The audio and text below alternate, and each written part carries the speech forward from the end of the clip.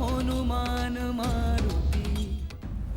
হরি ওম নারায়ণ হরি, হরি ওম নারায়ণ হরি, হরি ওম নারায়ণ হরি, হরি ওম নারায়ণ হরি, হরি ওম নারায়ণ হরি, হরি ওম নারায়ণ হরি, হরি ওম নারায়ণ হরি, হরি ওম নারায়ণ হরি।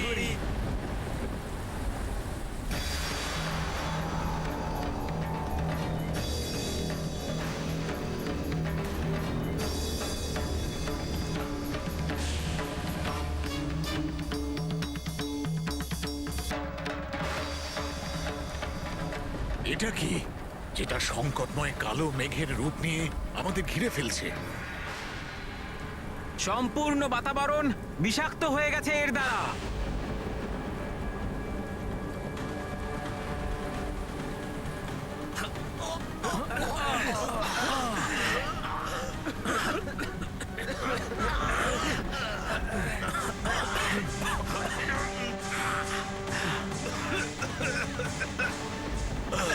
আমার শ্বাস বন্ধ হয়ে আসছে, আমার শ্বাস বন্ধ হয়ে আসছে, আমি অজ্ঞান হয়ে যাচ্ছি।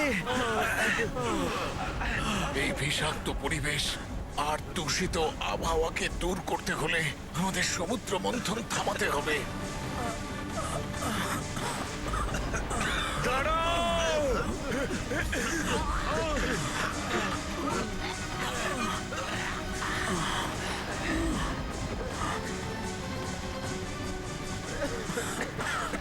এটা কি ভয়ঙ্কর বস্তু, যেটা নাগরাজ বাসুকীর বিষের চেয়েও বিষাক্ত? হলাহল, এটা হলাহল অত্যন্ত বিনাশকারী, সংসারের সব থেকে ভয়ানক বিষ এটা। যে তীব্র গতিতে এই মারাত্মক প্রাণঘাতী বিষের সঞ্চার হচ্ছে, তা দেখে তো মনে হচ্ছে শীঘ্রই এ সম্পূর্ণ পৃথিবীকে গ্রাস করে সমগ্র প্রাণী জাতিকে চিরকালের জন্য ধ্বংস করে দেবে।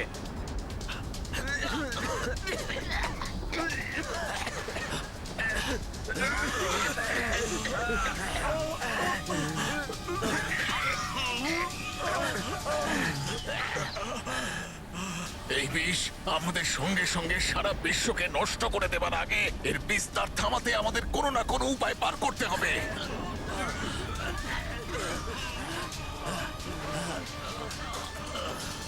এত বিষাক্ত আর প্রাণঘাতী বিষ ছিল হলাহল। হলাহলের বিনাশকারী ক্ষমতা সমগ্র সংসারে কারোর ছিল না। সে তো সমগ্র সংসারের সর্বনাশ করতে পারত। তাকে বশ করার সামর্থ্য দেবতাদের মধ্যে ছিল না। তারপর কি হলো মাতা? হলাহল থেকে সৃষ্টির রক্ষা কি করে হলো মাতা? নিরুপায় হয়ে দেবতারা প্রভু বিষ্ণুদেবকে স্মরণ করলেন, কিন্তু দুষ্ট অসুররা এই পরিস্থিতিতেও দেবতাদের দোষারোপ করতে লাগলো। এই হলো সেই সোনালী স্বপ্নের ভয়ঙ্কর অন্ধকার পরিণাম, যা আমাদের সাথে ভাগ করে নেওয়ার পণ করেছিলে তোমরা সকল দেবতাগণ। সমুদ্র মন্থন থেকে বহু মূল্যবান জিনিস পাওয়া যাবে, অমৃতের প্রাপ্তি হবে। হ্যাঁ, অমৃতর প্রাপ্তি করব আমরা, সেটাই তো কথা দিয়েছিলে আমাদের। হ্যাঁ, কিন্তু কিন্তু এটা তো মৃত্যুর মতো হলাহলের সৃষ্টি করে দিল। এটাই অমৃত তোমাদের দেবতাদের? বলো, এটাই অমৃত? হে প্রভু নারায়ণ, সংসারে বিনাশকারী ঘোর অন্ধকার ছেয়ে আসছে। এখন আপনিই ভরসা, না হলে এই সংসার নষ্ট হয়ে যাবে। অমৃতের লালসায় আমরা সংসারকে নষ্ট করতে পারি না প্রভু। বাঁচান আমাদের, রক্ষা করুন প্রভু আমাদের বাঁচান, আমাদের বাঁচান প্রভু, আমাদের বাঁচান প্রভু। এই সমগ্র ব্রহ্মাণ্ডে একমাত্র মহাদেব শিবই এই প্রাণঘাতী হলাহলকে নিষ্ক্রিয় করবার সামর্থ্য রাখেন। হে মহাদেব, হে ভোলে বাবা, আমাদের কৃপা করুন প্রভু, এই মহাদেব বিপদ থেকে আমাদের মুক্ত করে দিন প্রভু। মহাদেব আমাদের প্রাণ রক্ষা করুন, মহাদেব আমাদের প্রাণ রক্ষা করুন, মহাদেব মহাদেব আমাদের রক্ষা করুন, মহাদেব আমাদের প্রাণ রক্ষা করুন, মহাদেব কৃপা করুন প্রভু।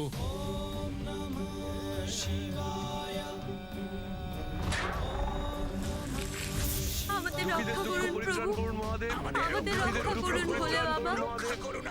মহাদেব, আমাদের রক্ষা করুন। হে মহাপ্রভু, আমাদের রক্ষা করুন। এর মানে হলাহলের প্রকোপে সমস্ত সংসারে এমন সংকট চলে আসলো যার নিবারণ একমাত্র ভোলে বাবাই করতে পারে।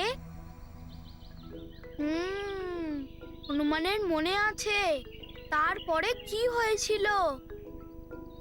জগতের সংকট দূর করার জন্য সর্বদা ভোলে বাবা তৎপর থাকেন। ভোলে বাবা কোনো রকম বিচার না করেই তখনই জগৎ সংসারের কাজের জন্য নিযুক্ত হয়ে গেছিলেন নিশ্চয়। বলুন না মাতা, এমনটাই হয়েছিল না? ভোলে বাবা সঙ্গে সঙ্গে নিজের ধ্যান থেকে বেরিয়ে এসেছিলেন, তাই না? প্রভু, আপনি শেষ ভরসা আমাদের। হে শিব শঙ্কর, আমাদের রক্ষা করুন। আপনিই পারেন রক্ষা করতে। হে মহাপ্রভু, আমাদের রক্ষা করুন।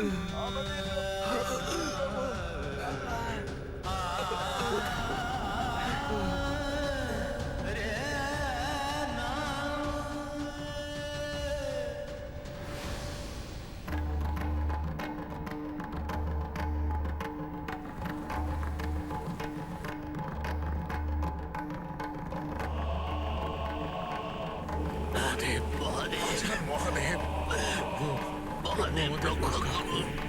হে দেবাদিদেব, রক্ষা করুন। আমাদের রক্ষা করুন, আমাদের বাঁচান।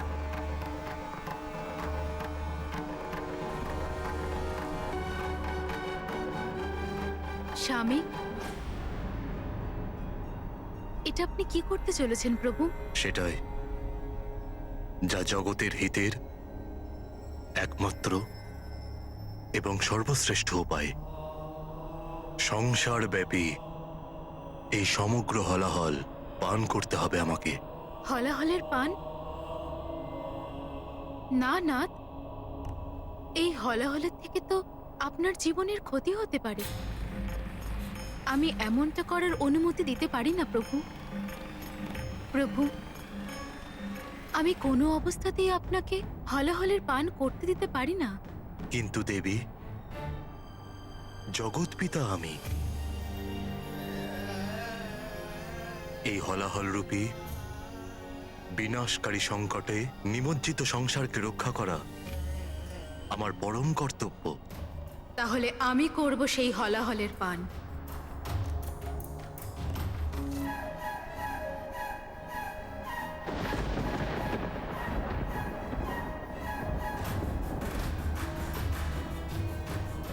কিন্তু নিজের চোখের সামনে নিজের স্বামীর আমি কোনো ক্ষতি করতে দিতে পারি না। দেবী, আমার প্রতি অসীম প্রেমের জন্য তুমি এটা ভুলে যাচ্ছ যে আমার অনিষ্ট অসম্ভব। দেবী, তোমার প্রেমই আমার সুরক্ষা। স্ত্রী ধর্মের যথাযথ পালন আর তোমার আচরণ আমার সুরক্ষা কবচ। নিজের সিঁথি সিঁদুর দিয়ে সুসজ্জিত করে তুমি আমার দীর্ঘায়ু সুনিশ্চিত করো।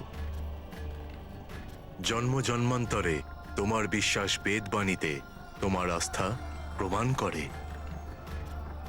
বিবাহিতার গৌরব অর্থাৎ নাসিকারন্ধ্রে অলংকার ধারণ করো তুমি।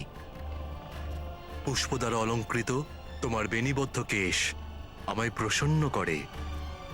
মঙ্গলসূত্র আর ওর কালো মতি অনিষ্ট থেকে আমায় রক্ষা করে। লাল বস্ত্র ধারণ করে তুমি আমার সমৃদ্ধি সুনিশ্চিত করো। লাল বস্ত্র স্বামীর সৌভাগ্যের প্রতীক, যা জগদম্বা রূপে তুমি ধারণ করো। তোমার পায়ের নূপুর আমাকে ইতিবাচক রূপে সম্পূর্ণ করে তোলে, আর আঙুর ধারণ করে মানসিক রূপে তুমি আমার সহধর্মিণী হয়ে ওঠো, যার অর্ধাঙ্গিনী এত মঙ্গলময়ী হয়। তার কোনো অমঙ্গল কি করে সম্ভব হতে পারে? যখন তোমার অনন্ত শক্তি আমার সাথে রয়েছে, তাহলে তুচ্ছ হলাহল দ্বারা আমার অনিষ্ট কি করে হতে পারে? দেবী, তুমি তো স্বয়ং জগদম্বা, সমগ্র চরাচর জীবের মাতা তুমি। তা সত্ত্বেও তুমি ওদের রক্ষা করা থেকে বিরত করছো। দেবী, সমস্ত অমঙ্গলের চিন্তা তোমার হৃদয় থেকে দূর করো। আমি তো অনাদি, তাহলে আমার মৃত্যু কি করে হতে পারে? অনুরোধ করছি স্বামী, মৃত্যুর মতন অশুভ কথা আপনি উচ্চারণও করবেন না।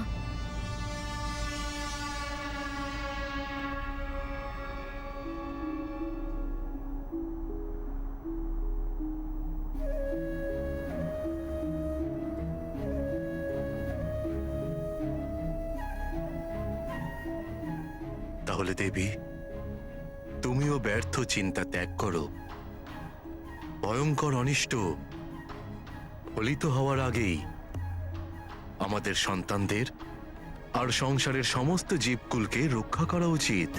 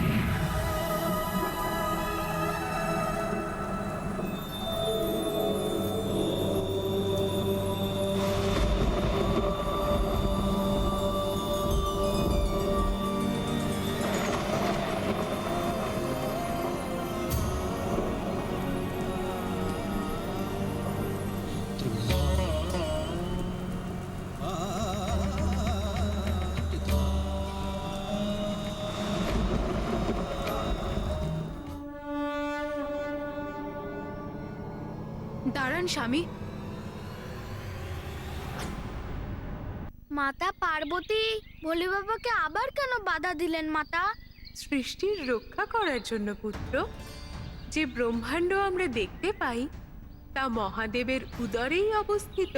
সেই জন্যই আমরা বলি সৃষ্টির প্রতি মুহূর্তেই শিব রয়েছেন। যদি হলাহল ভগবান শিবের কণ্ঠ থেকে নিচে চলে গিয়ে ওনার উদরে পৌঁছে যেত, তবে জগতের সংহার হয়ে যেত পুত্র। তার মানে হলাহল এখনো ভোলে বাবার কণ্ঠে আছে? হ্যাঁ পুত্র, জগতের কল্যাণের জন্য অনন্তকাল ধরে নিজের কণ্ঠে হলাহলকে সমহিত রাখায় এই রকম অদ্ভুত লীলার জন্য মহাদেবকে নীলকণ্ঠও বলা হয়।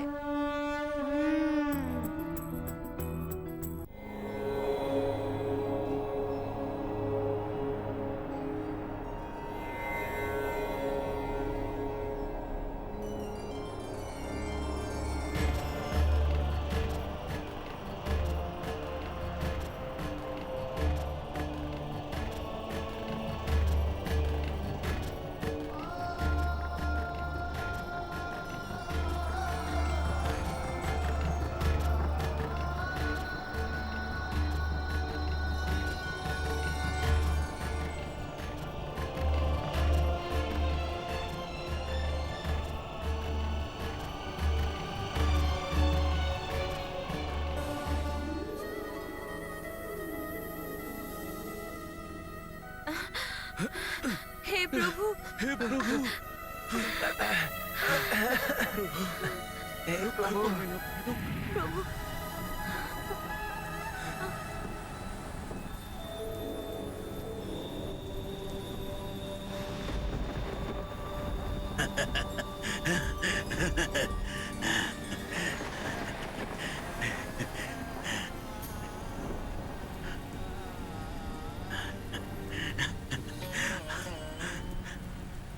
আপনার মহিমা অপার মহাদেব। অত্যন্ত বিষাক্ত এই হলাহলকে আপনার কণ্ঠে ধারণ করে আপনি সমগ্র সৃষ্টিকে বাঁচিয়েছেন মহাদেব। হে নীলকণ্ঠ মহাদেব, আপনার জয় হোক। হ্যাঁ মহাদেব, আপনার জয় হোক, জয় হোক মহাদেব। জয়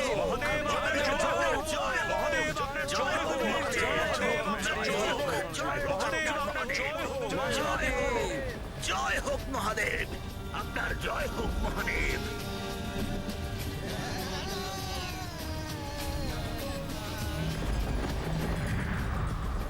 আমার মা আমাকে বলেছিল সমস্ত জগৎ ঈশ্বরেরই সন্তান। ঈশ্বর সর্বদা নিজের পুত্রের কষ্ট হরণ করার জন্য কষ্ট সহ্য করে নেন। যেমন জগৎ পালক বিষ্ণুদেব নিজের পিঠের ওপর পর্বত রেখে সমুদ্র মন্থনের কষ্ট সহ্য করেছিল, জগতের পিতা ভোলে বাবা হলাহলের মতো বিষকে নিজের কণ্ঠে ধারণ করে ভয়ানক বিষাগ্নির কষ্ট সহ্য করেছিল শুধুমাত্র জগতের কল্যাণের জন্য। হ্যাঁ পুত্র, দেব, দানব, মানব সমস্ত চরাচর প্রাণী ঈশ্বরের সন্তান। নিজের সন্তানকে পালন করা আর তাকে রক্ষা করার দায়িত্ব ঈশ্বরের ওপরই থাকে। হনুমান, তুমি এটা বলো, ভগবান শিবের নীলকণ্ঠের লীলা থেকে তুমি কি শিক্ষা লাভ করলে? ও যদি কোনো বস্তু জগতের জন্য হানিকারক হয়, যেমন ওই হলাহলের মতো বিষ, সেটাকে কোনো এক স্থানে সীমিত করে রেখে দেওয়া উচিত মাতা। হ্যাঁ হনুমান, সেই জন্য ভগবান ভোলানাথ মহাবিনাশক হলাহল বিষকে নিজের কণ্ঠে ধারণ করেছিলেন। মাতা, ভোলে বাবা তো হলাহলের সমস্যার সমাধান তো করেই দিল, কিন্তু তারপরে অবশ্যই মাতা সমুদ্র মন্থন থেকে অমৃত নিশ্চয়ই বেরিয়েছিল। না হনুমান, অমৃত নির্গত হওয়ার পূর্বে বহুমূল্য বস্তুও নির্গত হয়েছিল সমুদ্রের গর্ভ থেকে। সর্বপ্রথম কিছু সর্বমূল্য রত্ন এবং মণি নির্গত হয়েছিল, যা দেবতারা ও অসুরেরা ভাগ করে নিয়েছিলেন। আর তারপরেই সমুদ্রের গর্ভ থেকে নির্গত হলো সবার ইচ্ছা অনুযায়ী বস্তু প্রদানকারী দিব্য কামধেনু গোমাতার।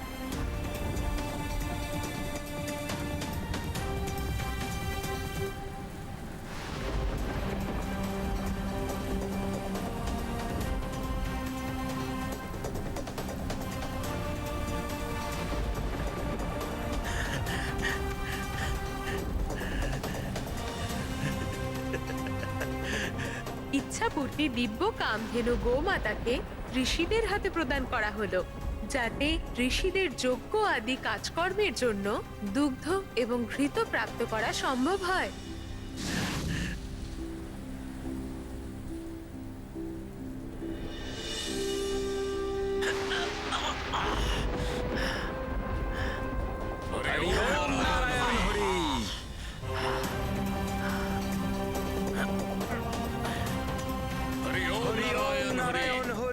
তারপরে বহুমূল্য কৌস্তুভ মুনির আগমন হলো, যা প্রভু শ্রী নারায়ণের কূর্ম অবতারের সহায়তায় সমুদ্র মন্থনের সম্ভব হচ্ছিল। সেই জন্য সমস্ত দেবতা কৌস্তুভ মণিকে প্রভু শ্রী নারায়ণের কাছে সমর্পণ করতে চেয়েছিলেন, কিন্তু কিছু অসুর তাতে বিরোধ করেন। এই কৌস্তুভ মণি ওই বিষ্ণুদেব নয়, আমাদের অসুরদের পাওয়া উচিত ছিল। হ্যাঁ, কারণ এর আগে কামধেনু গোমাতা দেবতারা ঋষিকে প্রদান করেছিলেন। অতএব এখন এই মণি আমাদেরই পাওয়া চাই।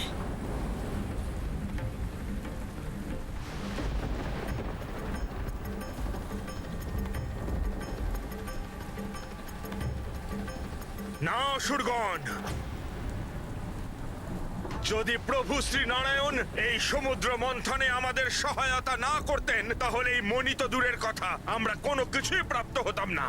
অতএব এই মণি নারায়ণকে সঁপে দেওয়াই বুদ্ধিমত্তার কাজ হবে।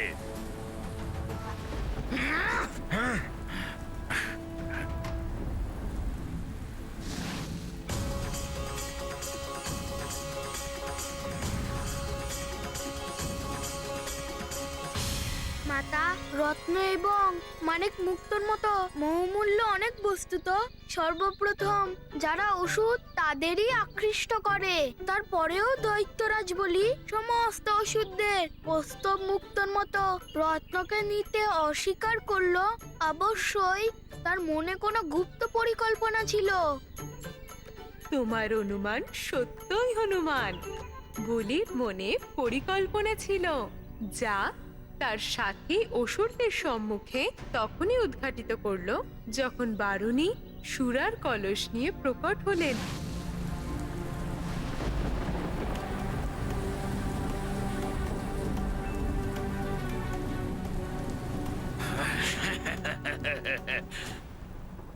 কার্যের মধ্যে কোনো অবাঞ্ছিত পরিস্থিতির সম্মুখীন হওয়ার জন্য সদা প্রস্তুত থাকতে হয়। For more updates, subscribe to our channel, click the show links and enjoy watching the videos.